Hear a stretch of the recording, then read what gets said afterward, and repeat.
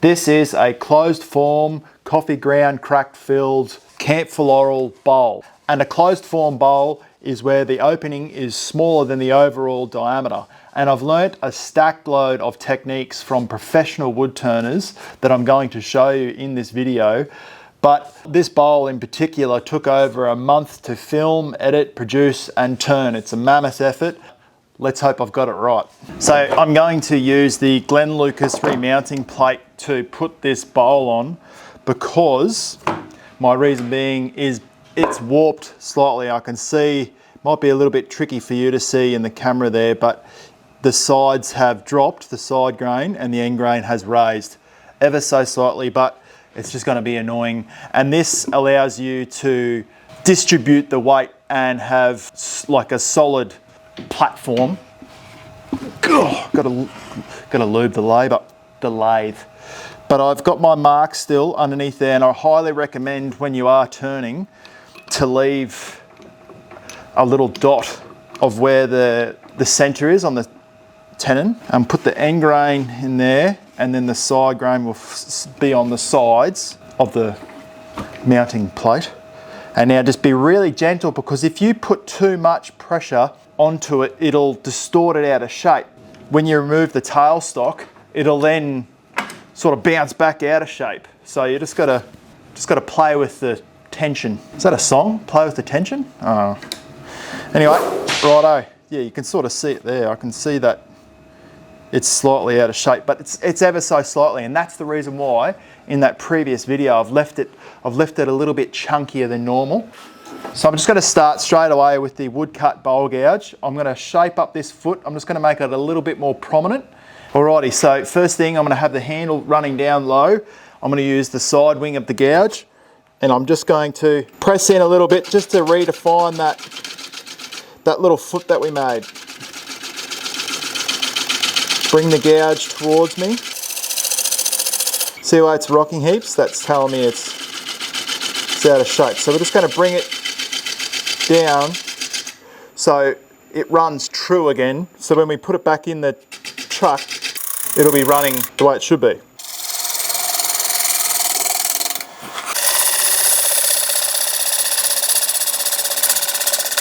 So what I'm doing there, I'm just going to, as I was looking at that then, sorry, I wasn't telling you what I was doing. So I was going with the 1/3 from the bottom up, which looks great, but I'm just going to I'm reshaping that a little bit more to come around. See how nice those coffee grounds look? And when you really pack it in there like that, it just makes it look, oh, that looks really nice. I know I've got these tool marks here, but I'll come back and clean that up. But it looks mint. That's my opinion anyway. So I'm going to come around this corner here, and then I'm going to straighten up and then push that gouge towards the top. And I'm just raising my handle into it, being careful not to come in contact with the board, because that'd be disastrous. Righto, it's looking really nice. So I need to come back here, and I'm just going to caress this curve around here. Oop. And that's why we have it there, so we can hit it. Because if things go pear-shaped, I can just hit it like a dance move. I hope you can see what I'm doing there. I'm just coming around that corner, and I'm not trying to remove a heap of material, but I'm just trying to soften that curve. It'll still be the widest point, 1/3 from the bottom up. Just taking a little bit at a time, not getting too excited.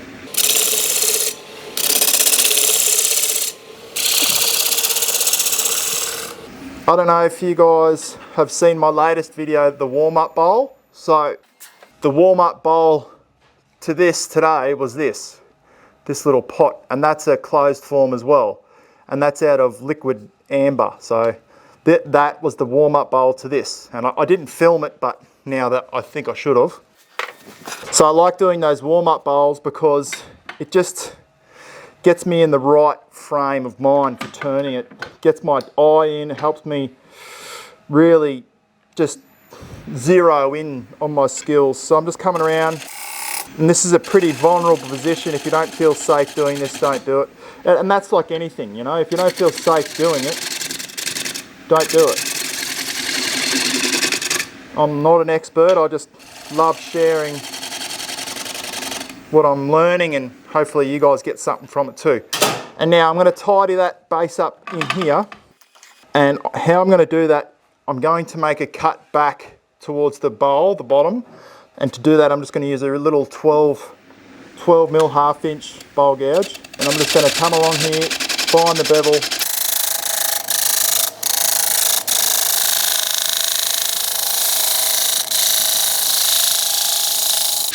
just being mindful I'm not taking too much. Find the back of the bevel on that foot there and bring it in. Now in here, might go the other way, like a scraping technique, and just scrape it out, just scallop it out with the gouge. And then in here,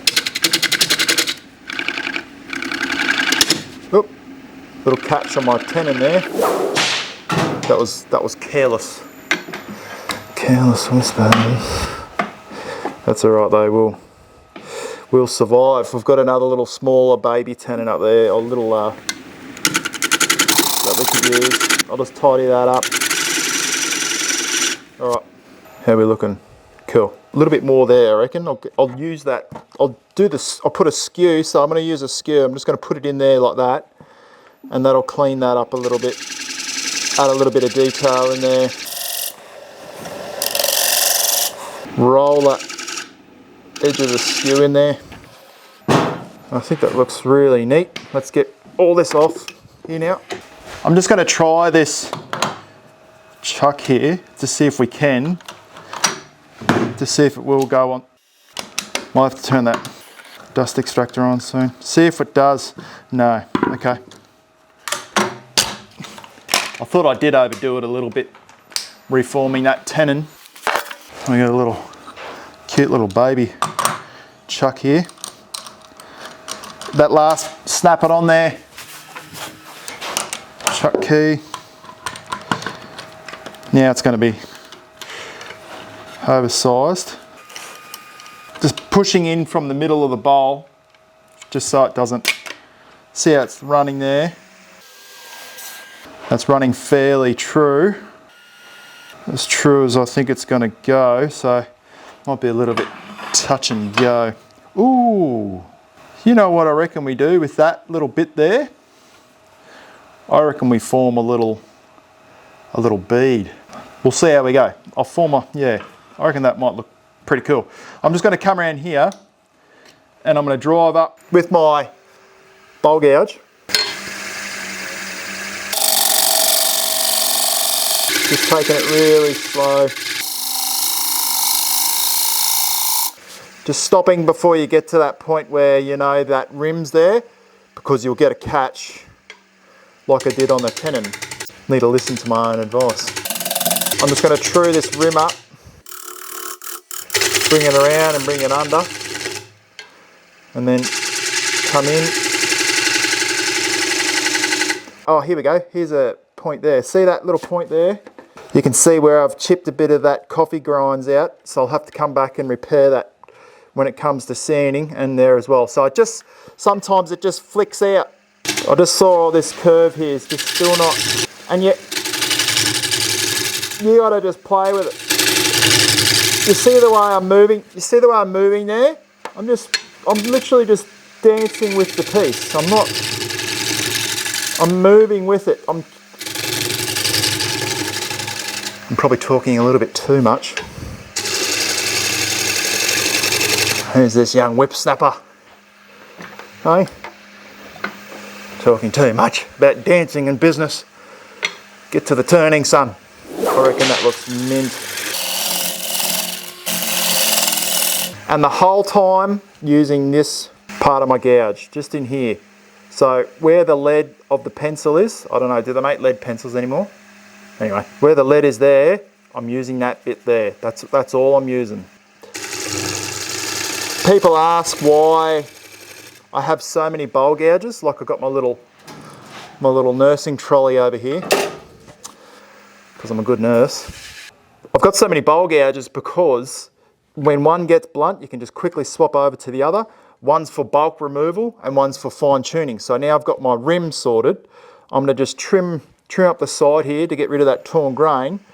And then, so I just raised the revs up and straight away I felt that bed rocking a bit. So there might be a little bit of weight that's undistributed, and that'd be from the inside of the bowl. So that's what's causing that. The weight inside is still uneven. So lower it down, and you can feel if the bed of the lathe is rocking its guts out. You just put your hand on it, and if you can't feel vibration, you're good to go. Because I think it's the most asked question out there, right? What speed do I need to run the lathe at? So I've got my skew chisel here, the 1-inch skew, and I'm going to ride it up into that underneath there, and then I'm going to roll it around.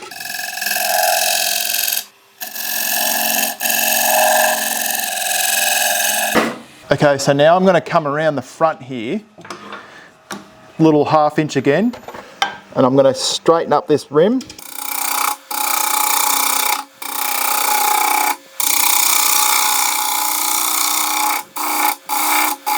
Okay, and now you can see how out of shape it is. You go to the outermost part of it. Can the camera pick that up there? You can see how out of whack it is, you know? So that's where we've got to go to, because that would make it equal all the way around. And I'm just going to do this lightly because we haven't got much weight on the inside, and I spoke about it before. So just real light, easy cuts, and that'll simply true it up. Just guide that bevel in there. So now we're going to go to the inside because that looks pretty good there. Cool. Just going to check our thickness. Oh, we've got heaps there. Got a 10 mm in the base. Around the curve there, we've got about 25. Oh, actually no, we've got about 20 mm, I reckon. And coming up there, we've got about 10 mm. So that's good. We've got a little bit in that wall still because it won't go everywhere. It won't be the wacky weightable inflatable man like I spoke about in the warm-up video. I've got the bevel angle like I've said earlier or before. So the cutting edge is the pencil. So I've got to line my pencil up with the direction I want to move. I have to be careful and take a little bit at a time. Just raising the speed of the lathe. We're running at 745 RPM, very specific. And I've angled that tool rest in there so I don't have as much overhang on the tool and give it extra support because it's going to be a little bit jolty.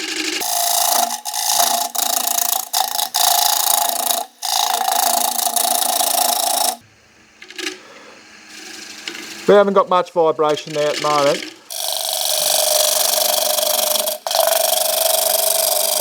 But as I enter that timber there, how can I do this? As I enter that timber, I'm coming in like that, and then I slowly open my flute up. I don't open it like that. I slowly open it up. So it's like a 45 or something, like a 45. So it goes from around the 90, around vertical, to about a 45. Is that a 45? I think it's a 45. Looks like a 45. Let's just say it's a 45. I'm going to come back in here. So now I'm really going to have to come over because I like that undercut.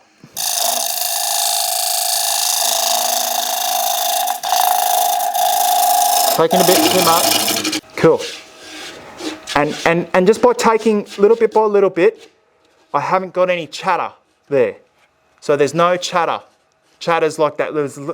You're going along and it's like, I haven't got any of that on the side wall. So that's primo. Just taking your time and just working your way through that bend, through that corner.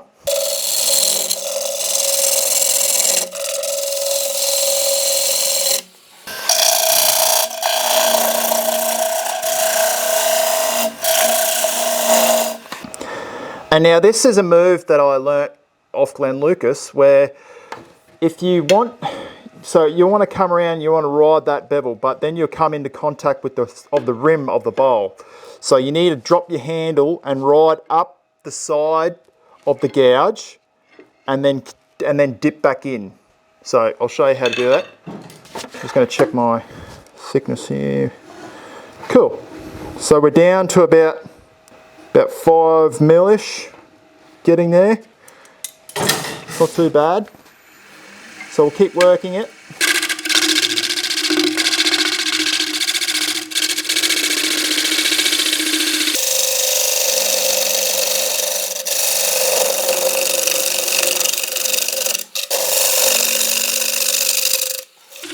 And obviously I'm not right on the bevel there. I haven't got full bevel contact.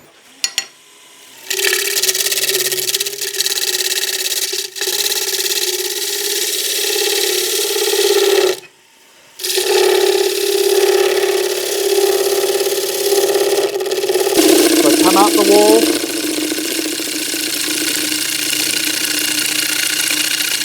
Slowly dip it down. And that'll do us. Because now, it's not looking too bad. I'm going to have to fill some cracks. I'm just going to pick up the French curve scraper and just tidy this up before we remove all the weight out of the center of the bowl. Slice that. Because this is going to help speed up time when it comes to sanding.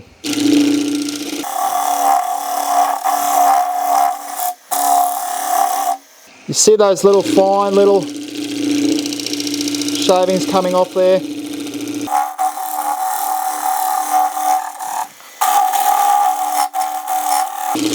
That's what it's all about. Just getting those fine little shavings to come off. And we are laughing. That's looking really nice in there. Cool. The crack one of the cracks has lost a fair bit of that coffee ground, so I'll have to come back and sort that out.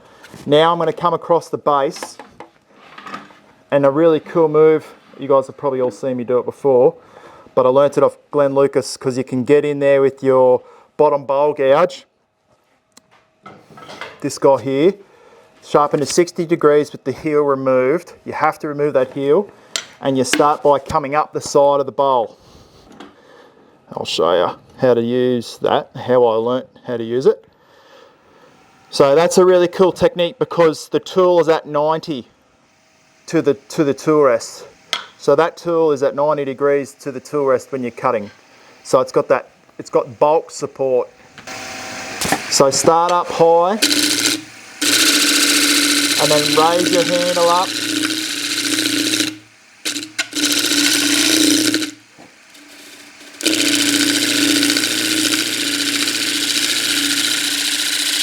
And then make your way in.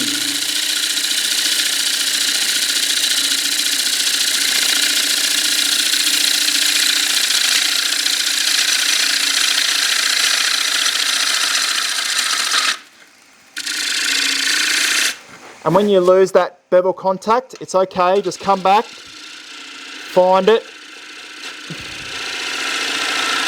away you go.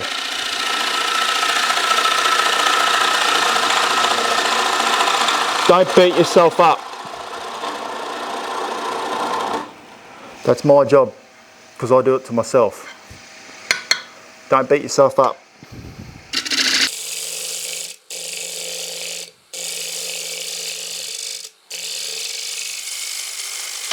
See those little pigtails? And when you get to the bottom there, just take your time. Take your time. And that looks magnifico. Got a little bit of bulk there I could remove. Let's see what that looks like. Take a little touch more out of there, I reckon. Which I'm going to. It's just a little bump just here.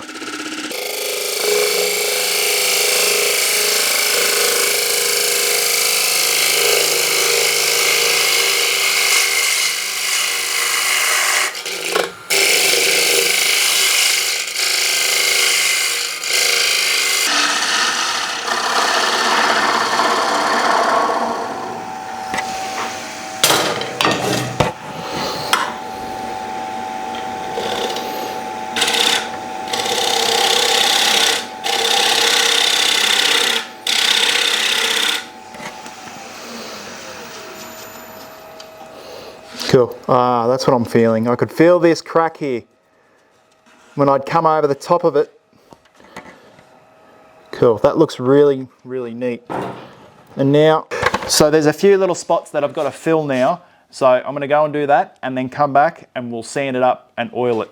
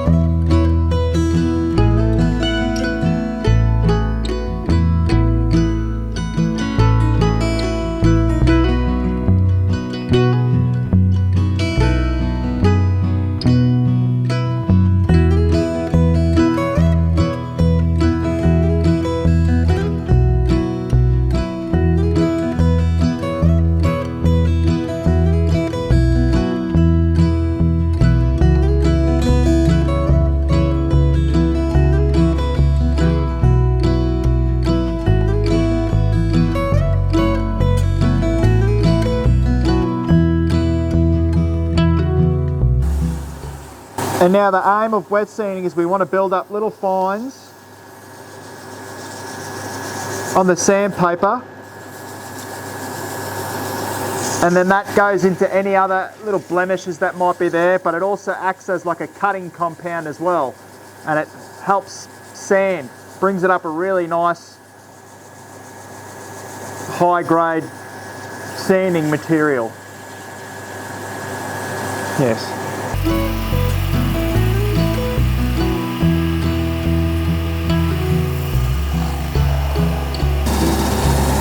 See that paste just there? That paste is what we're looking for.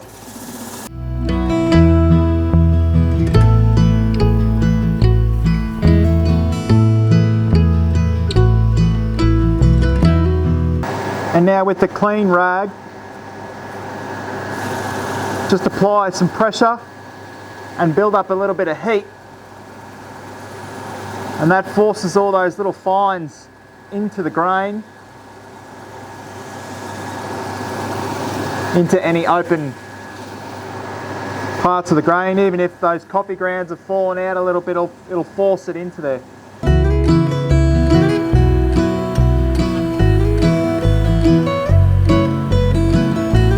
It's gonna be a little bit noisy, but I just wanted to use the vacuum pump. Where'd I put the bowl? Oh. Whoa. Let's get it on here. So I'm gonna see if I can balance it by eye and see how long that takes me. So what I'm doing is I'm just working it around and then seeing if it will line up there. We'll give it a go. We'll suck it on. How does that look? Okay, so it didn't look the best, but so we'll give it a go with the tailstock. Oh, I've got to move that up. We'll give it a go with the tailstock. So we'll unwind him. Oh, it's pretty well bang on there, isn't it? Hey? What are we talking about? It's pretty much where I had it. Look. Sweet. Bring that over. Just want to check, make sure we're not going to go and do ourselves a mischief. In there. I think we'll be right. Just back to my little half inch. And I've just got my hand, I'm holding on to it. Tool is on the tool rest, and I just sort of, I lower it all down.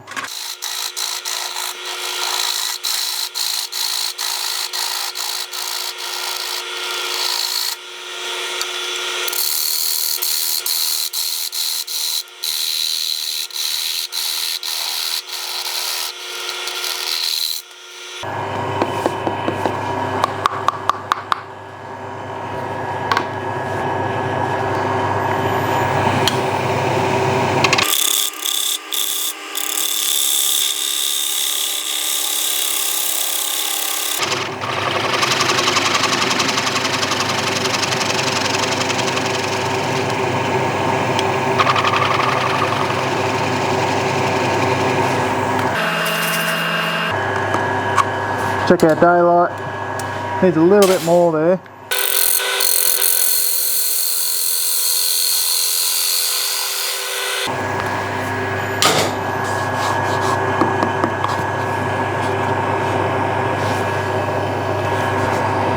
I can hear a little bit of hissing.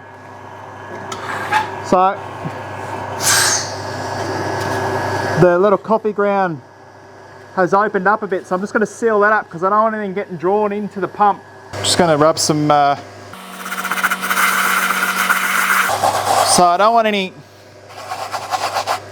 want any debris going into the pump. I haven't got the filter for it yet. You can put like a pre-filter. I think it's like an aftermarket thing on the pump. That stops any like stuff getting sucked up into it. So I've got about 4 mil in the bottom there.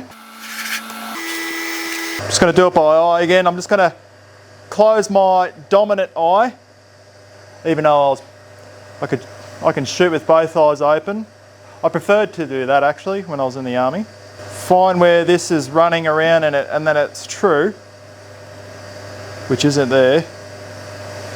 It's not there either. Big gap, little gap, big gap, right there.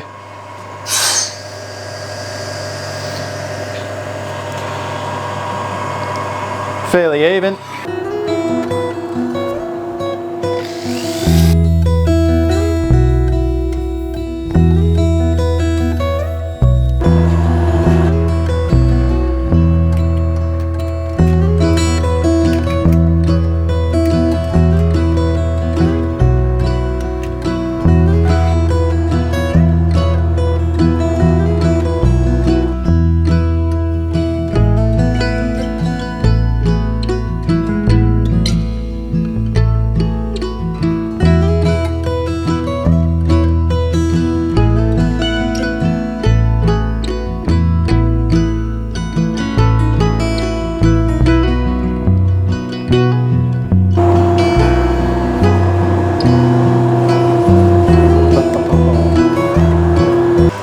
So I've just marked a 30 mil circle there. I get right back with my branding iron and I eyeball it up.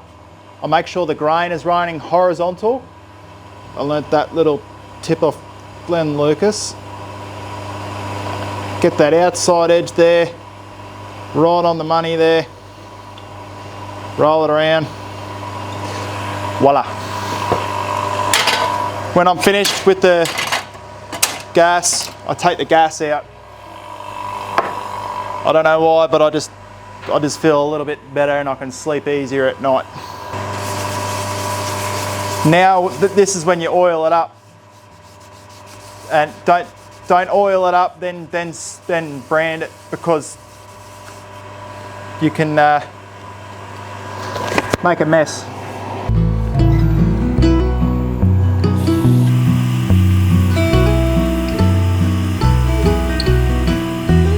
So I wanted to fill that hole before, because otherwise it'd be sucking all this in, all this oil, the dust, you name it, and I don't want that going into my pump.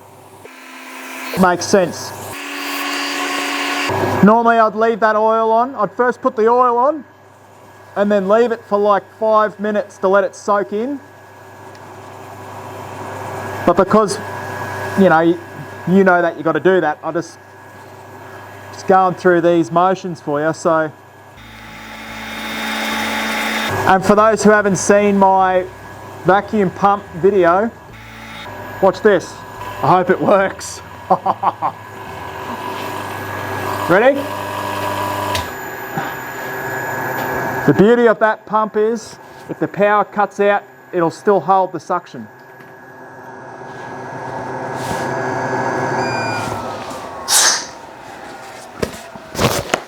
So that is a camphor laurel closed form coffee ground filled crack filler bowl. I am pretty chuffed with that shape, the way it rolls up to that nice little bead there and then onto the inside. I couldn't be more proud of that. So I want you all to go out and give this a go and report back. But yeah, I think you would be super proud if you went out there and you made yourself one of these. You'd set that goal for yourself. So cheers guys, thanks so much for watching. and I will see you and talk to you all directly. Cheers.